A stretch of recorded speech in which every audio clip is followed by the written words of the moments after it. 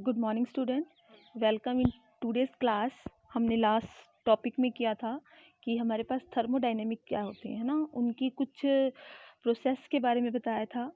आज हमारे पास है type of thermodynamic process.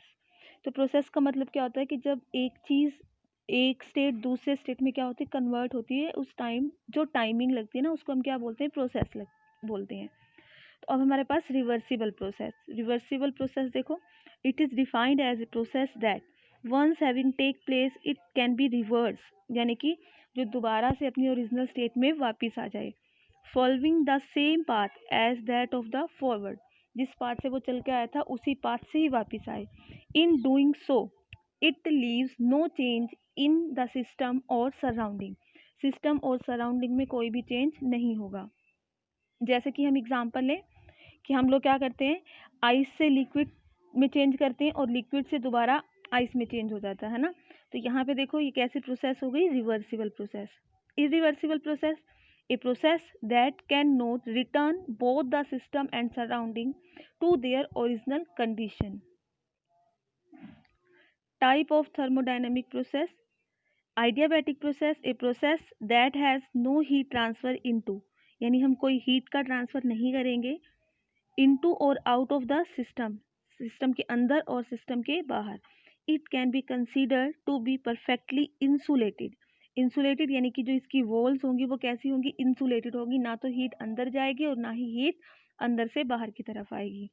आइसोएनोट्रोपिक process, a process where the entropy of the fluid remain constant. एनोट्रोपिकल मैंने आपको बताया था कि मेजरमेंट ऑफ द रैंडमनेस है ना।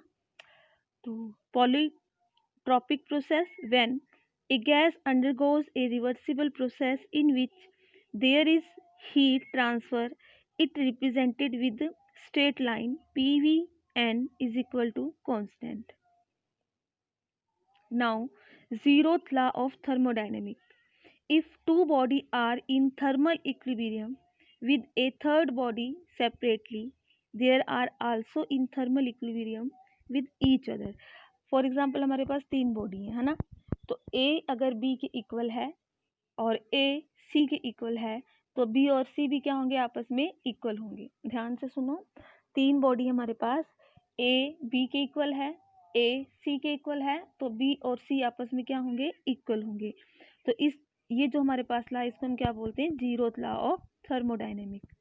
What is pure substance? अब प्योर सब्सटेंस क्या होता है, देखो जिसके अंदर सिंगल टाइप की क्या होती है, कंपोनेंट होता है ना। ये a substance that has fixed chemical composition throughout the mixture is called pure substance. Phase of pure substance, the substance exists in the different phase. For example, at the room temperature and pressure copper is solid and mercury is liquid. Room temperature यानी कि अभी हम जिस room में बैठे हैं तो वो हमारे रूम का क्या होगा, टेम्परेचर हो गया। It can exist in different phase under variation of condition, यानी कि रूम टेम्परेचर पे तो जैसे ही उनका नेचर है उस स्टेट में रहेंगे, लेकिन अगर हम क्या करते हैं, उनका प्रेशर इंक्रीज करते हैं या उनका टेम्परेचर इंक्रीज करते हैं या डिक्रीज करते हैं, तो उनके फेज में क्या हो जाएगा, चेंज। फेज का मतलब क्या है, फेज का मतलब है कि उनकी स्टेट का चेंज होना। There are three principal phases, that is solid, liquid, gas, each with different molecular structure, यानी कि तीनों स्टेट में जो मॉलिक्यूलर की स्ट्रक्चर होगी वो कैसी होगी, डिफरेंट होगी। Now this constant pressure heating process can be insulated. हमारे पास यहाँ पे क्या है, देखो कोई लिक्विड है, ठीक है, उसको हमने क्या किया, जब हमने उसको कंप्रेस करना स्टार्ट किया है ना, तो वो हमारे पास एक सैचुरेटेड मिक्सचर हो गया। और यानी कि ये हमारे पास क्या है, ये एक प्रोसेस है। 2 से 4 पॉइंट जो है हमारे पास, ये क्या है, प्रोसेसिंग है ना। तो यहाँ पे देखो क्या होगा, जो लिक्विड है अगर हम उसको हीट करेंगे तो उसके क्या बन जाएंगे, वेपर बन जाएंगे। तो ये इसके क्या हो गए, वेपर हो गए।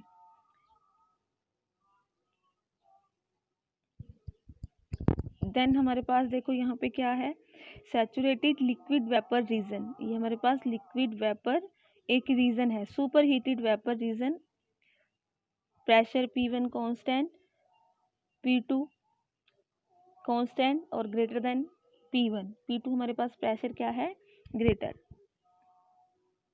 And then 1 is the critical point. Saturated and sub cool liquid, ये टॉपिक मत तभी करो, आगे करेंगे।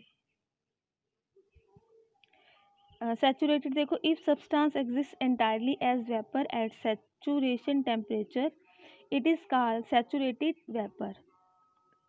When the vapor is at a temperature greater than the saturation temperature, it is said to be exist as superheated vapor. The pressure and temperature of the superheated vapor are independent properties since the temperature may increase while the pressure remain constant.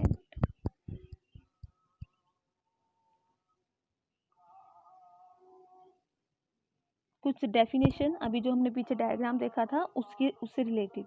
Critical point, the temperature and pressure above which there is no distinction between the liquid and vapour phase. एक ऐसा point जहाँ के जिस point के ऊपर हम नहीं बता सकते, जहाँ पे लिक्विड वेपर में चेंज होना स्टार्ट होता है ना, उसको हम बोलते हैं क्रिटिकल। ट्रिपल पॉइंट, ऐसा पॉइंट जहाँ पे लिक्विड की तीनों स्टेट प्रेजेंट हो, जैसे कि सॉलिड, लिक्विड और गैस, उसको हम क्या बोलते हैं, ट्रिपल पॉइंट बोलते हैं। Sublimation, change of phase from solid to vapour. Vaporisation, change of phase from liquid to vapour. Condensation, change of phase from vapour to liquid. Fusion और melting, change of phase from solid to liquid. This one is the triple point. यहाँ पे क्या है, solid.